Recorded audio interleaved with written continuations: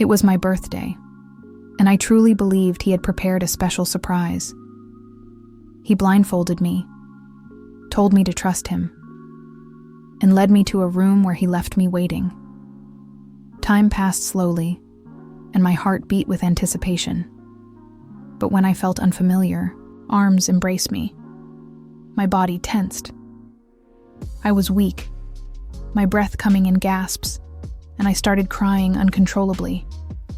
I asked him, almost whispering, not to touch me, still not knowing who he was.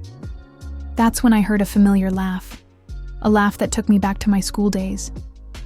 Leo, the same guy who spread fear through the hallways, wiped my tears away with his fingertips and whispered for me to get up, telling me in a calm tone to follow him.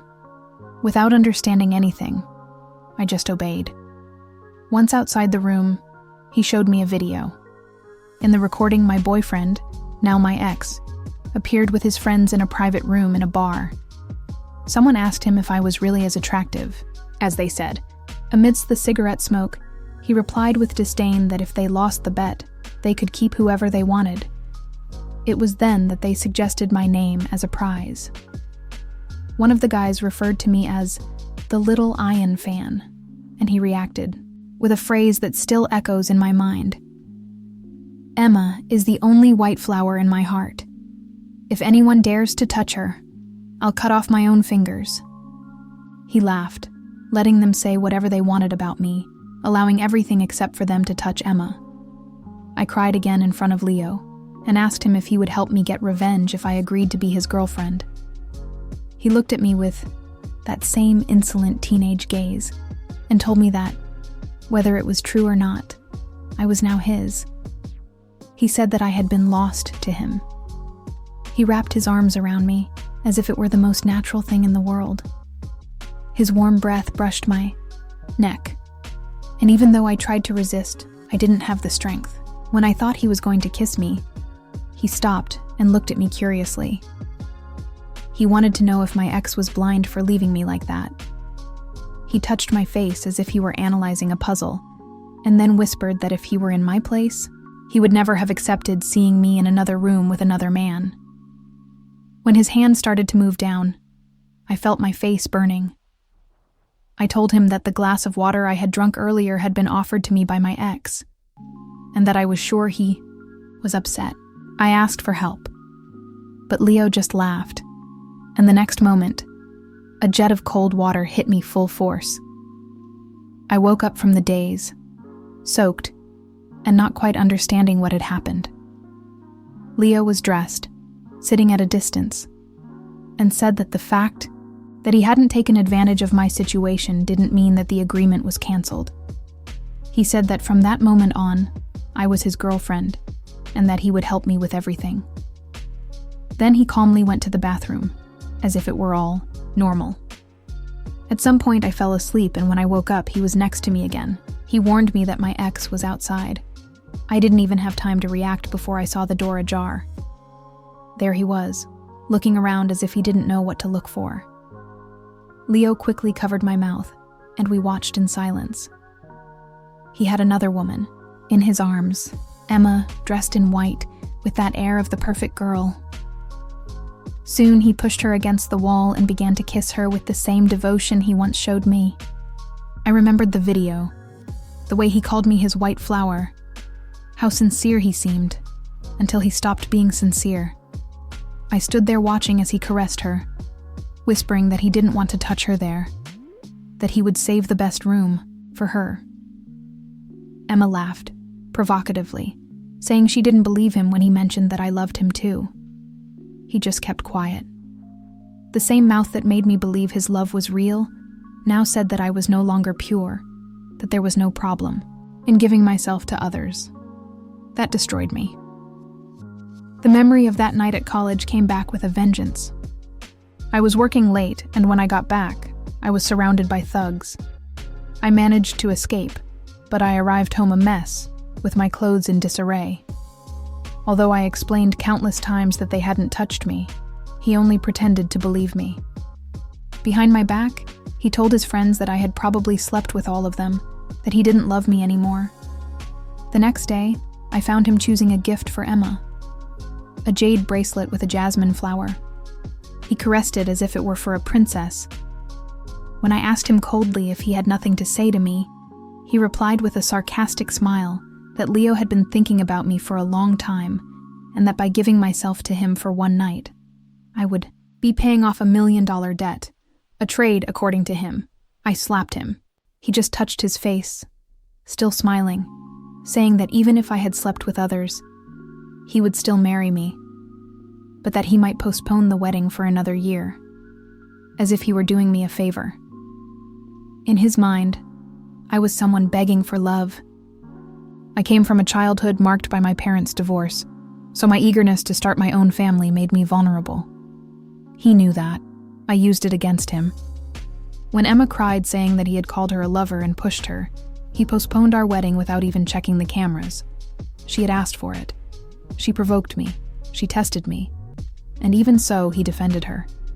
He told me I had to get down on my knees and ask for forgiveness, or our wedding would be postponed for another year. I refused, and he postponed it. But now everything has changed. I don't even want to hear about marriage anymore. When I realized it, he was already gone.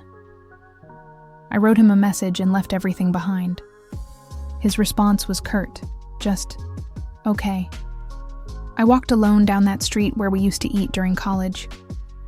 He said he didn't have money for fancy restaurants, so we shared cheap dishes, fried noodles, spicy skewers, broth in plastic bowls.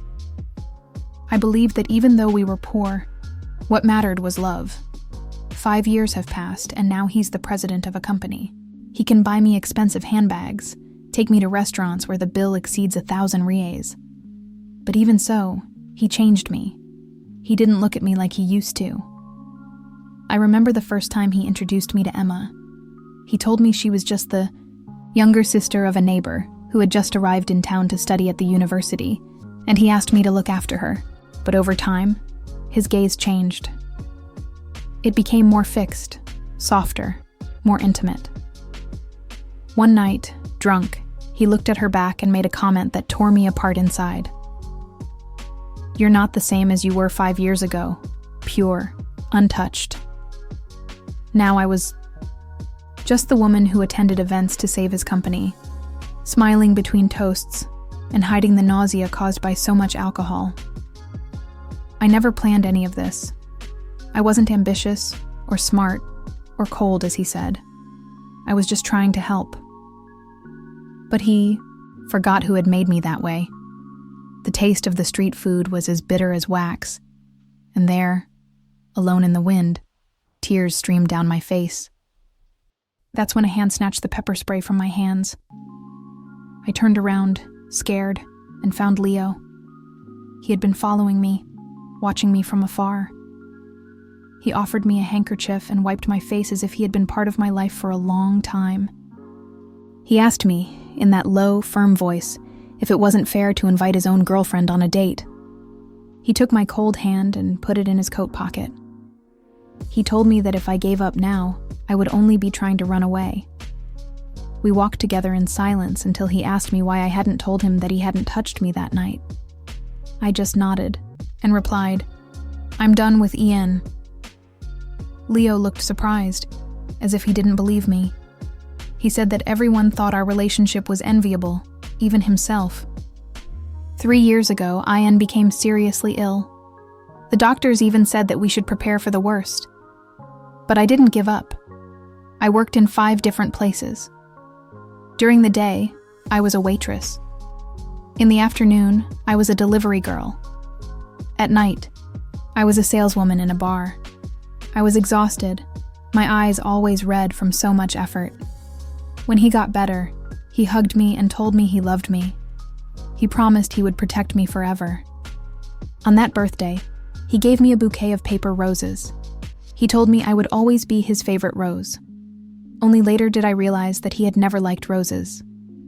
What she really liked was jasmine, the same as the expensive bracelet she bought for Emma. Maybe it was all meant to be. Leo saved me once, and now it was my turn to return the favor. I took his hand and said, "Now I'm your girlfriend. He laughed, remembering the past, as if he doubted it. How could he forget? At university, rumors started about us. Leo was the problem child, the son of a rich family who skipped classes and got into trouble. Most people avoided even crossing paths with him in the hallways. Me too. But that night, walking back to campus after Ian forgot to pick me up, I ended up cornered by a group of thugs. They pinned me against the wall, trying to tear my clothes off. And it was Leo who showed up.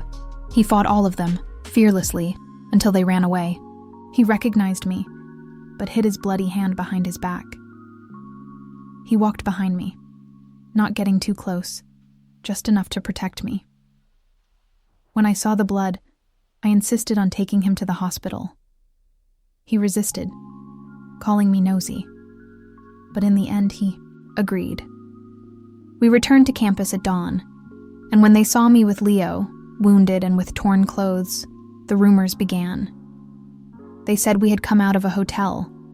They even insinuated the worst. I didn't care about what others said, but I ran to explain everything to Ian. He pretended to believe me. He said he trusted me, but behind my back, he told his brothers that I had probably slept with Leo. After that, he never touched me again. He said he wanted to wait until the wedding. I was sitting in front of a shopping mall, waiting for Leo to come back with tea and milk, when I heard Emma's voice in the distance. "Look, isn't that your sister Olivia?" She was there, with a bouquet of red roses in her hands and that air of false innocence. She said that Ian was taking her to the street where I used to go to restaurants. She told me that my favorite food was cold pasta with barbecue sauce, adding that she would never eat something so cheap. I smiled without responding. Emma showed off the bouquet arrogantly. "Since I'm her girlfriend now, these flowers are for me. But since you're the ex, I'll let you have one." I looked her in the eyes coldly. "Didn't she tell you? We broke up." Ian frowned. "What are you talking about? We've been together for years. When did we break up?"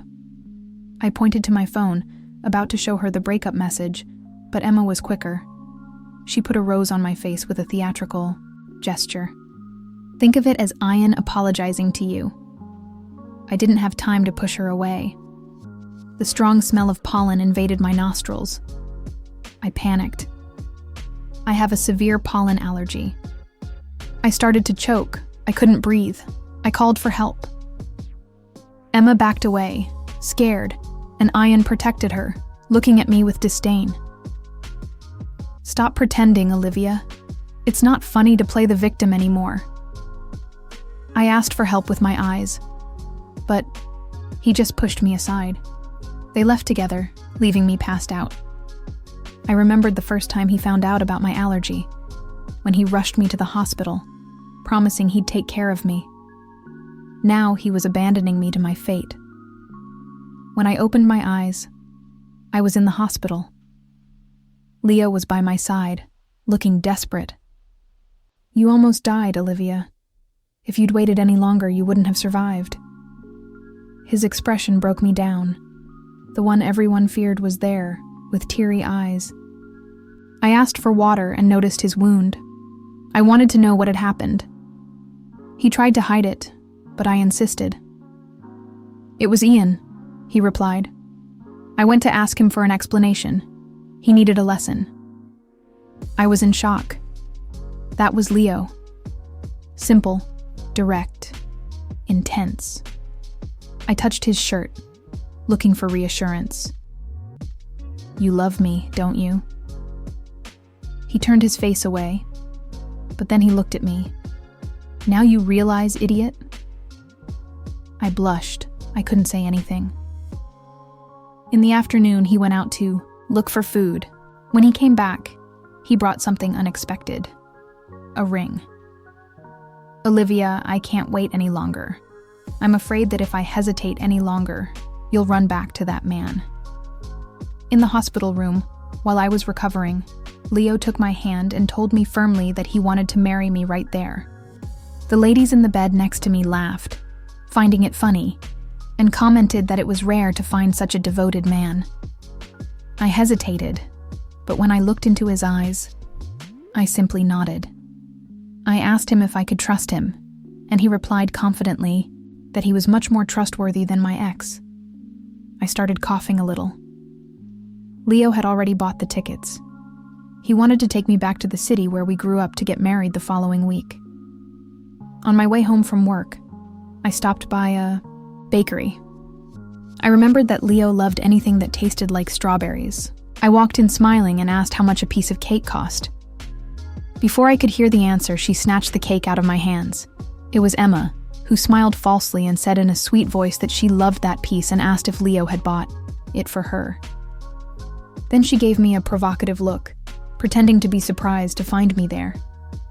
She asked me in that forced voice if I could give her the cake, as if it were a favor. I pulled my hand away and coldly told her I didn't want anything she had touched. I turned to leave, and Emma's eyes filled with tears. She called Ian, asking him to comfort her. In a matter of seconds, he blocked my way and accused me of bullying. Emma! He said it wasn't that hard to give her a piece of cake and ordered me to apologize.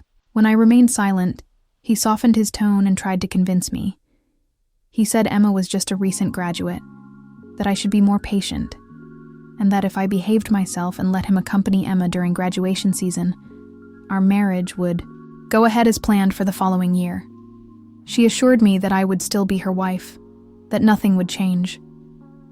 I looked up and smiled, but without enthusiasm. I asked her why she was pretending she hadn't received the breakup message. She was stunned, as if she didn't know what I was talking about. That's when Emma interrupted, complimenting my dress and asking for the link to the store. As soon as he walked away, she stopped pretending. She confessed proudly that she had sent that message in his place, that he had no idea. She said I didn't stand a chance, that he was from a very wealthy family, and that I was obsessed with something that was already over. She crossed her arms triumphantly, saying that now she was the one he loved. She expected to see me devastated. But instead, I just looked away and said, "If that's the case, then congratulations." I walked away without looking back. She had no idea that I was also about to get married, and that nothing she said had any power over me anymore. A week later, Leo and I arrived in the city where he was born. I was surprised by the huge house and lush garden. I asked him if it was really his hometown, since there was a sign at the entrance with the surname Gu. Leo explained that he had taken his mother's surname, Zhu, when his father betrayed and disappointed the family. Now that they needed him as an heir, he had returned. He looked me in the eyes and told me seriously that he was the young master of the Gu family. Until that moment, I believed that Leo was of humble origins. When I agreed to marry him, I was willing to start from scratch, believing that we would live a simple life. I never imagined that he was the heir to the most powerful clan in the city. There were 3 days left before the wedding. Leo organized a ceremony that would have delighted anyone. My dress, tailor-made months earlier, fit me perfectly. When I asked him how he knew my measurements, he just laughed and said it was intuition. Later, I learned from the maid that he had hugged me that night when I was handed over to Ian, just to memorize the measurements of my body. On the big day, all the important names in the city were present, and of course, Ian and Emma also showed up, dressed in formal attire, visibly curious. They walked through the gardens looking at everything with envy, as if they couldn't believe they were there.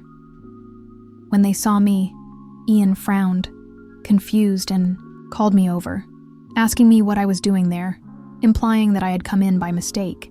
He told me that if they caught me, I should at least say I was with him. I kept smiling and calmly called him Mr. Chen. I turned my back on him and left. He shouted that if they kicked me out later, I shouldn't say he hadn't warned me. He didn't.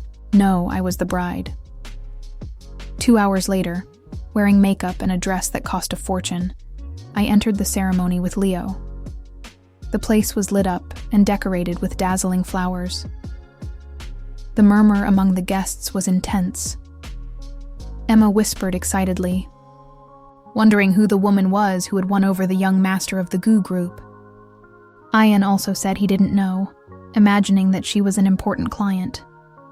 They both speculated, without even suspecting the truth. When Leo appeared at my side and led me to the altar, the two of them froze. Ian stood up, completely stunned, unable to believe his eyes. He shouted, unable to contain himself, asking how Leo could be the young master of the Gu group. The guests murmured among themselves, bewildered. One of them even asked who that man was, since not even the Gu family. Air himself recognized him. Yen tried to defend himself, accusing Leo of being an imposter. But Leo, with a cold smile, only replied firmly, "Let me introduce myself again.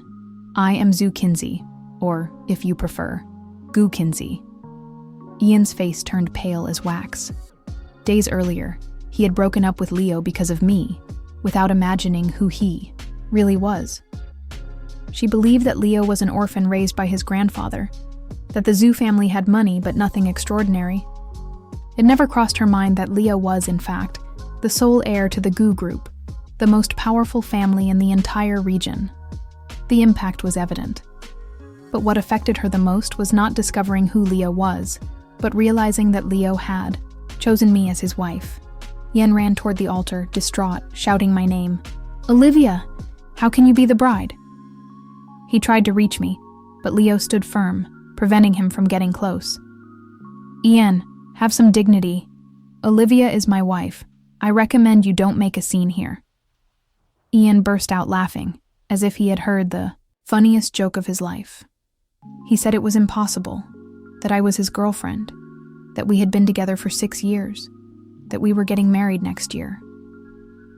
To prove it, he took out his cell phone and showed an old photo of us to everyone present. "Look, this woman, this girlfriend is my girlfriend." Emma ran towards him, crying, saying that she had even been hospitalized because of jealousy, that it was impossible for me to have gotten involved so quickly with the heir to the Gu family. The whispers among the guests grew louder. "Is she cheating on both of you? Could she be an imposter? Is the bride's real name Olivia?" Leo frowned and replied firmly, "Olivia broke up with you. You never appreciated her." Leo took my hand firmly in front of everyone and declared in a firm voice that I was the woman he had admired for years. He said he had waited 8 years for this wedding and that whoever was willing to bless us should stay. Whoever came to spread gossip and noise should leave, because they were not welcome. Soon, security guards took over the hall and restored order. The atmosphere, previously agitated, was filled with respectful silence, followed by applause and words of congratulations. Ian looked at me as if he couldn't believe it. He asked me why I had married him so suddenly, why I had said that I would only marry him in this life, if I was still hurt by what happened that night. He tried to justify himself, insinuating that perhaps, after that night, I had fallen in love with Leo. Leo wanted to respond, but I interrupted him and told him coldly that he would only know if he tried, that other men knew how to be much better than him.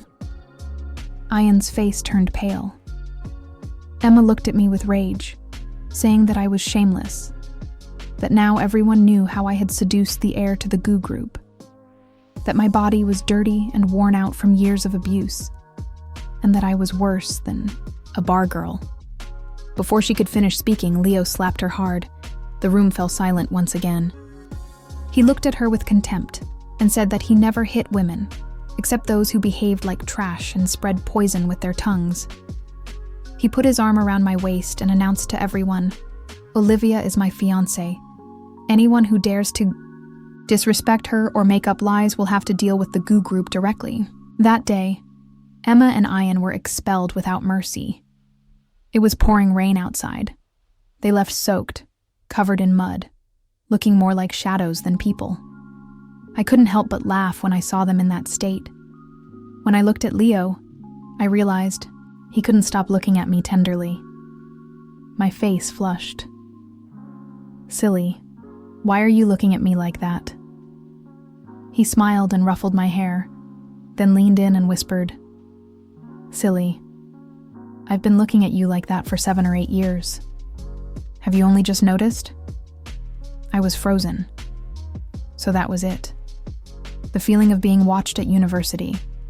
The nights when I felt like I was being discreetly followed at events. It was him. It had always been him. After the wedding, Leo took me back to our room. That night, while he was helping me remove my makeup, he confessed that he had loved me for a long time. He told me that he had known about Emma for much longer than I had imagined, and that he had always postponed the date of our ceremony because he never had any real intention of marrying me. It had all been planned by Leo, from the bet to infiltrating Ian's circle of friends, all to win me over. He smiled and said, "In love, the one who gets there first wins." I wasn't a prize, but in a way, it was Ian's contempt that pushed me into the arms of someone who saw me for who I was. At first, I thought Leo was just a quiet, lonely guy, too handsome to be real. People even said he liked men because he had never been seen with a girl. But that was because he only had eyes for me. On our wedding day, as we embraced, Leo confessed that he had often felt jealous. He told me that seeing so many years of my youth devoted to someone who didn't value me drove him crazy. But he never hated me. He just waited. With his big hand, he caressed my face with the delicacy of someone keeping a secret. To me, you are as clean and pure as the day I met you. We kissed gently, without haste, as if every second there was worth all the years he had waited. Later, I discovered that even on the night I was attacked by the criminals, Leo was already following me in secret, worried about my safety. He knew I was coming home late from work and couldn't rest until I was safe. Even the anonymous donations I received when I fell ill, when I was desperate for money, were all from Leo. I couldn't contain my emotions any longer and hugged him tightly. I kissed his lips and thanked him. He bit my lower lip lightly and asked me, "Call me husband." I never imagined that married life could be so peaceful. Leo didn't let me continue working. Instead, he registered a subsidiary of the company in my name, just so I could run it at my own pace. 2 weeks later, Emma invited us to a meeting, claiming it was an alumni event. She said there would be many colleagues there. We accepted out of politeness, but when we arrived, I realized it was just her, Leo, and me. Ian didn't even show up.